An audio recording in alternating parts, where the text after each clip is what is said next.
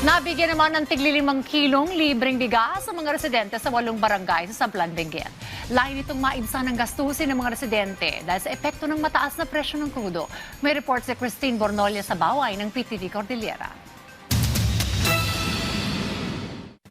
Upang maibsan ang hirap na nararanasan ng mga residente sa Sablan, Benguet dahil sa epekto ng krisis sa langis, namahagi ng libreng bigas ang lokal na pamahalaan ng Sablan. Ipinamahagi sa punong barangay ang mga bigas sa kanilang mga kabarangay.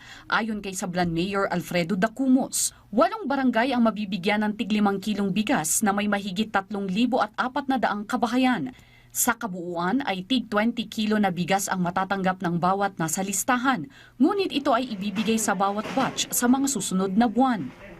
Considering na yung marami tayong nagkaproblema ngayon with regards sa oil price hike, so para naman matulungan natin itong mga kababayan natin, nag-allot tayo ng 5 million galing sa LGSF para ganoon may maitulong din tayo sa mga kababayan. Nagmula sa Local Government Support Fund ang pinambili ng bigas sa unang batch. Aabot sa 1.2 million pesos na galing sa 5 milyong piso na inilaan ng LGU para sa rice subsidy. Naabutan ng PTV News Team na abalang ikinakarga ang sako-sakong bigas na ipapamahagi sa mahigit 170 kabahayan sa Barangay Bagong, Sablan, Benguet.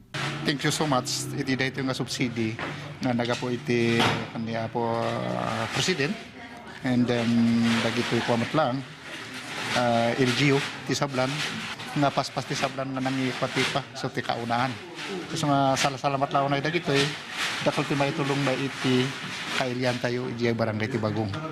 Christine Bornolia sa Baway para sa Pambansang TV sa Bagong Pilipinas.